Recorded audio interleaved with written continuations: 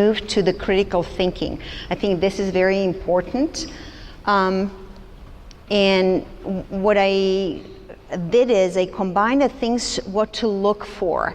So all your tissue has to be well hydrated. When we're talking about graft dissection and graft placement, hydration is very important. 3 minutes outside of the body, the tissue would dry.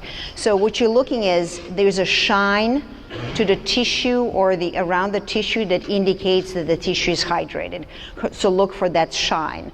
The other thing is transection is the process in which the hair shaft is cut. Studies have shown that what you look is a full length of the hair shaft, 2/3 from the top or 2/3 from the bottom, the hair will survive, most likely survive. This is why I wrote maybe. The 1/3 from the top and 1/3 from the bottom, the hair will not survive. So when the tissue is dissected, whether it is FU or FUT procedure, if the graft is not intact and it's partially transected, depending on how much is left, will determine whether that graft will survive. There are two parts of the regenerative cells, one around the bulge and the other one around the dermal papilla.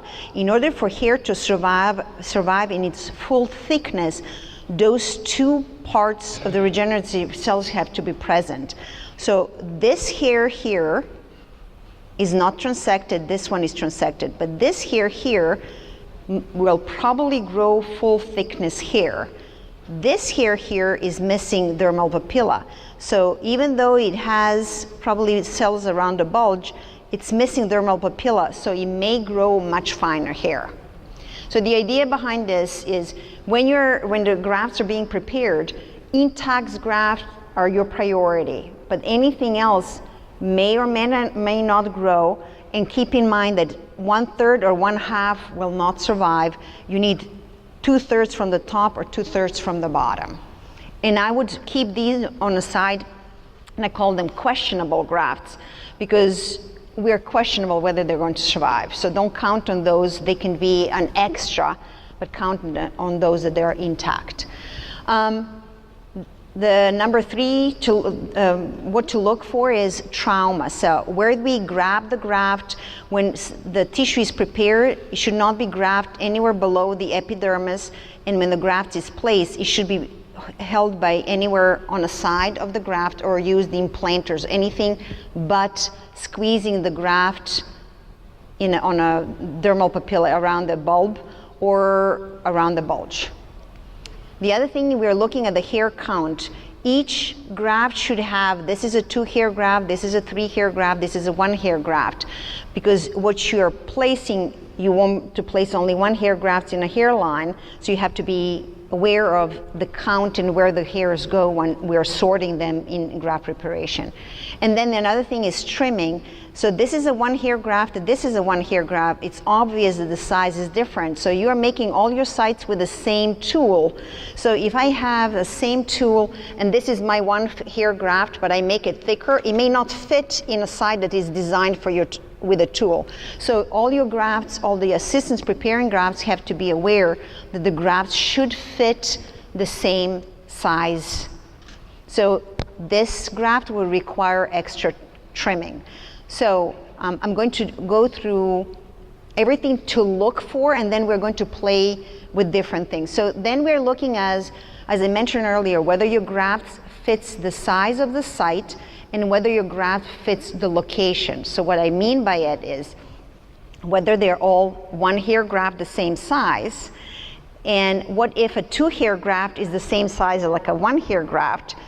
You can't just put it in a place of the one, because we don't want to put the coarse hairs or big hairs in a hairline.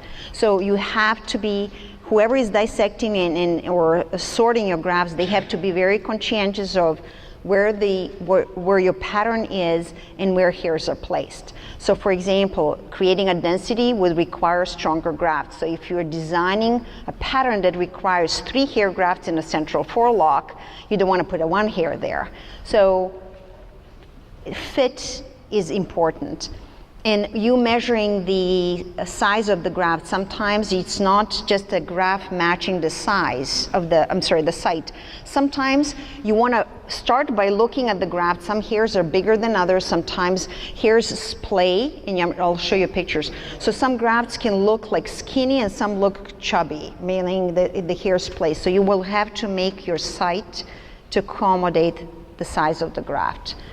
And another thing you want to look at is, so for example, in this picture is, one assistant is working on one side, the other one is working on the other side. This is a midline, and they are not able to reach the midline, so they are thinking, we're going to fill this last, we're going to fill this last. It seems that the area should be filled the first for several reasons. That's where you get the most density, and also so blood supply is the most, if there's any damage to the blood supply, that's the least, it's kind of more compromised. So you want to make sure when your assistants are placing, go and check, like, oh, make sure that you fill this area. Don't fill every other and then leave this because it was not convenient at that time.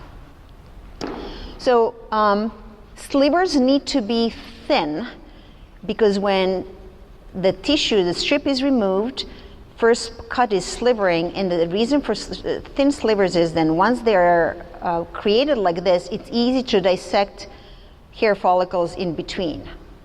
Does that make sense? Yes. So what's wrong with this sliver? It's thick, yes. So what happens is now this is 2 rows of follicular units. Here you can see the spacing, but it's harder. Here it gets kind of harder to dissect, so it requires a lot of maneuvering with the blade and more chances for damaging the tissue. Slivers have to be moist, right? But what do you see here? What is different with these 2 slivers? This is Caucasian hair. This is African American hair.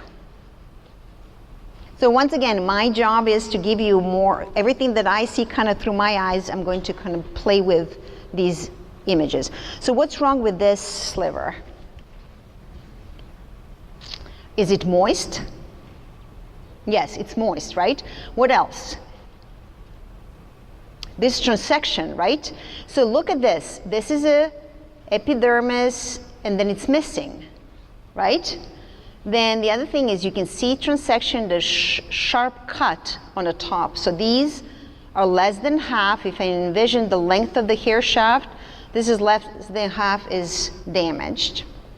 So this sliver got damaged during the harvesting. When the transection happens on this side, indicates the look, when transection happens on this side of the sliver, that happened during the dissection by the assistant, during the slivering. When transection happens at the side, means that you transected it when you took the strip out. So another thing you want to look is, there's a 1 follicular units, 2, 3, 4, 5, 6, 7. Out of 7 follicular units, and there's probably 1 more here, that is transection. So I'll just count 7. Out of 7, 4 are usable and 3 are not. So when the cuts are made, this could be also good for strip harvesting to learn what cut made what transection. So if you think about it, can you see their cut here, right? So this was the same hair shaft, like that. So what happened is imagine a movement of the blade in one direction cut these, and in the other direction cut those. So if I had 2 slivers side by side, they would feel like a puzzle. The bottoms of these are ended up on another sliver, and the top of these ended up on that sliver. Does that make sense? So so the movement, if the blade was, if the blade was parallel, then there would be no transection. So what happened in this case, the blade tilted toward the tissue on this side and cut that, and then it got overcorrected and cut that. So when you're making your corrections, be very subtle when you're transecting, and kind of keep this in mind, which when you're taking the strip out is the same principle. So how many hairs can I get out of this? 2, right? How many here? 3 or 2? 2, yes. In this one it's 2/3, right? So I'll probably leave this hair in, because if I'm beginner and it would be hard to separate this hair. It's a questionable, if I want to cleaner grafts, I'll probably clean it off, but if I'm beginner, I don't want to manipulate grafts too much. So this can or may not grow. I will count it as a 3 hair because it's close to more than 2/3. This one is, I would say, close to the half. Do you think this will survive? Probably not, right? It's questionable. Any hairs here viable? No, right? There's no, though how many hairs were here? 3. So there's a shaft cut here, and shaft cut there. So 3 hairs. And this, no, right? This one. So the problem with these grafts is the site you make is this length, right? This is the depth of the site. You match your depth of the site to match the length of the graft. You put this in a site that this deep, this will become either debris, or it becomes like a foreign object, and it can create more pimples in inflammation. It doesn't grow. And if I have a little piece like that sitting on the side of the graft, I would still trim it because I don't want a foreign object for no reason. If I place this hair inside of the site that is this deep, it may slide in. So even maybe it may survive, then it's going to go and cause ingrown hair because it may not be able to kind of reach the surface and grow out. So I would keep in mind that these are the good grafts, and that's what you want to keep. And I just kind of get the answers here. Those are the ones you want to keep. So what do you see difference between the grafts on the left and the graft on the right? Moisture, yes. So you're looking for that shine. I don't see any shine here, right? How many hairs, so this is obvious, it's 2 hairs. How many hairs do you think I have here? 2. How about here? Yeah. Look down, right? So sometimes they look like almost 1. But you follow the trail of your hairs and look for, because if this is considered as a 1 and put in a hairline, it won't look good. So let's play with these. How many viables do I have from this one? 0, right? So what I do is I keep one that is full length as a measuring stick, and then I look what this cut is, and it's less than half is nothing. How about here? 0, right? So here, do I have 3, 2, or 1? 1, good. Once again, I would not cut this to clean because it's way too tight to trim it, because by trimming it, it may damage the good one, but I would not count it as put it in a hairline, okay? This is the one I was telling you about. So do you think this will survive if I place it? How many hairs do I have there? 1, right? So I would trim this one off and just leave this one in the back as a viable hair, because otherwise I may get the foreign object inflammation. So this one, how many hairs do I have? So no viable hairs, but it was originally 3 hairs. 1, 2, 3 hair graft, right? I was mentioning this earlier. So this is a 2 hair graft. These happen to be 3 hair grafts, but you see how much wider the bottom of these grafts is versus here? So sometimes you have to adjust your, let me just see, here I have. You have to adjust your size, the site size to fit your grafts. So you're not just fitting the depth of the graft when you're measuring your tool to make recipient sites, but you're looking at the width of your graft. African American hair curls comes in a J or C shape, so it's a curl can be a little bit like J or it can be a little like C, and you have to accommodate. You don't making a full width of that, but if you're making a tiny site, it may not fit as well. The same thing if it's a scar tissue, if it's a white hair, you may need a little bit of bigger sites. So what do you think is different between these and these grafts? They all need to be trimmed or no? So these are strip grafts. This is a FUE graft. The FUE grafts show that sometimes they're missing, and oftentimes they're missing the tissue around the hair follicles, right? I would not trim this because this is sebaceous gland bulge. That's a protective tissue for this graft, so I would not trim this. However, around the strip grafts, I would definitely trim around these. Remember how I was talking about the fact that you have to accommodate your site? So this would be, let's say if I'm looking at a needle, this would be a 20 gauge needle for my hair, 1 hair graft. This would be 18 gauge needle for my 3 hair graft. This would be my 19 gauge needle for 2 hair graft. But then if I'm doing the FUE and I'm still using needles, or I'm not, but I'm talking about Dr. Lam would use needles.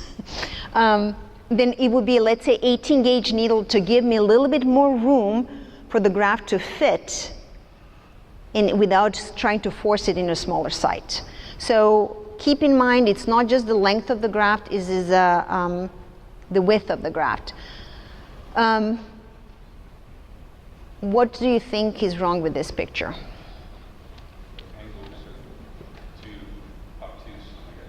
Okay, what else?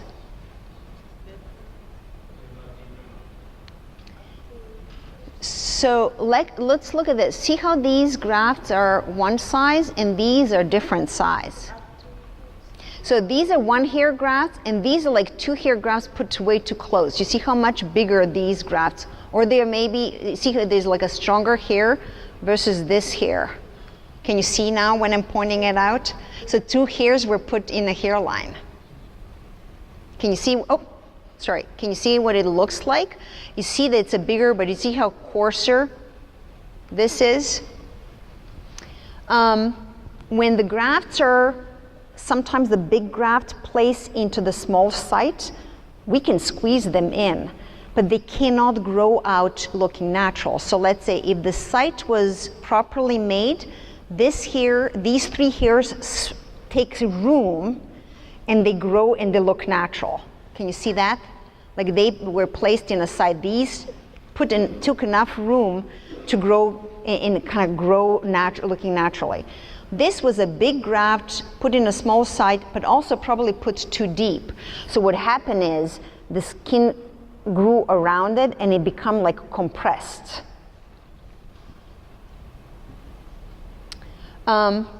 So is this a 1 hair or 2 hair graft? 1 hair. How about this? 1 hair or 2 hair graft? 2. So this one has a telogen hair. This one has a transected hair. Can you see the difference? The telogen has slightly round bottom, but this one doesn't have it. It's a sharp cut.